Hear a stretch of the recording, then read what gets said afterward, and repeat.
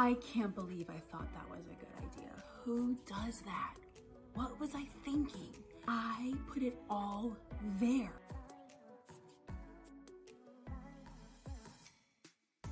What's up guys, it's Sharon here with Every Single Dollar, and this week we are talking all about my financial lessons, the really hard lessons that I learned in 2020. Lessons about being a business owner, by handling my personal finances, and about investing in my future. So let's get started with these 5 financial lessons I learned in 2020. So the first financial lesson that I learned in 2020 is that I should only invest what I can lose. And this can be applied to so many different areas of your life. It can be applied to investing in a business. We put all of our savings, our entire life savings in our business. I can't believe I thought that was a good idea. Who does that?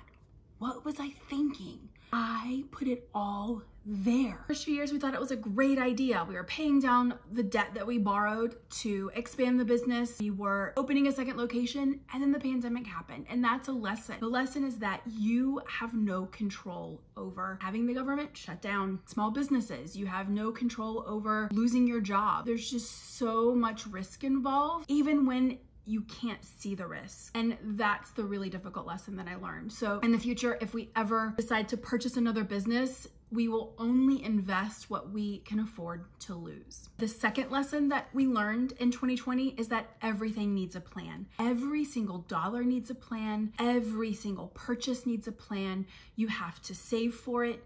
Your time needs a plan. Anything that matters in your life, and for me, like time with my family matters, our money matters, and my health matters.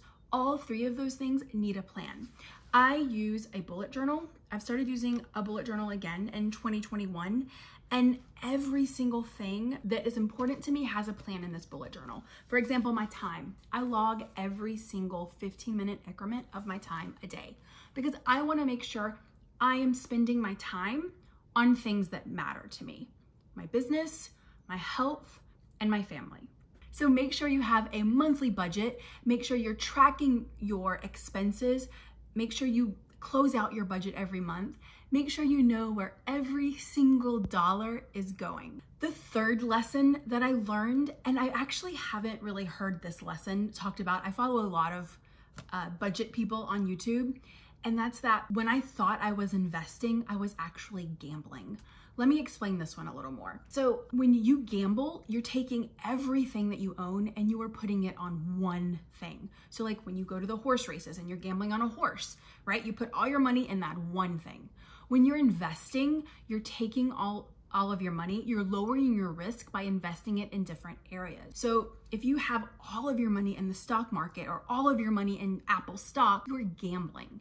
But when you decide to purchase an index fund where a little bit of your money is in a lot of different companies, you are investing. And when we decided to put all of our money in this business, we were not investing in a business. We were gambling on a business. We were gambling on the idea that this business would be successful.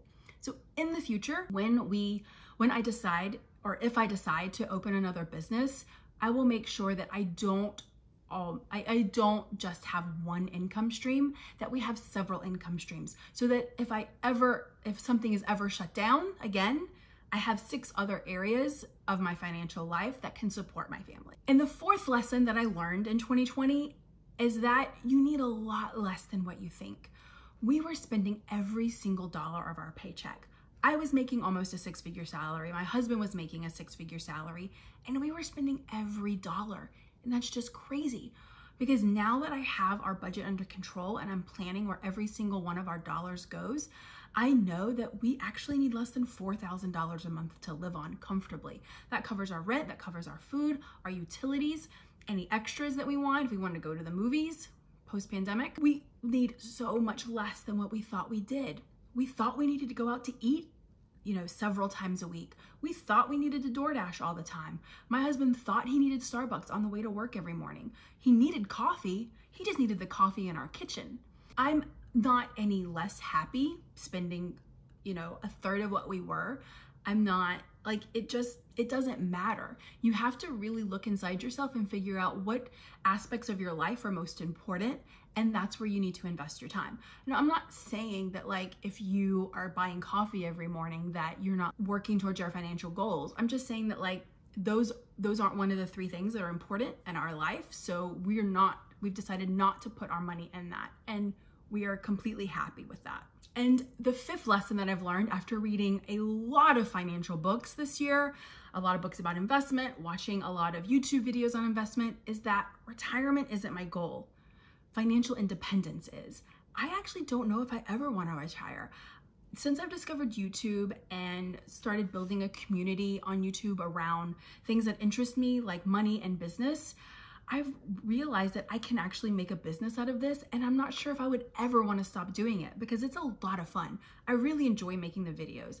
I enjoy answering questions, like personal finance questions. I enjoy engaging with other creators on YouTube around personal finance and business. And I don't know if I'll ever retire from that. But that doesn't mean I don't need to work towards my future financial life. It just means that maybe I want to work towards financial independence. Maybe my husband wants to stop working one day and work on something else that maybe doesn't create money all of a sudden. So we need to have enough money in the bank and enough money invested so that we can live off of those funds instead of having to go to work every day for a job.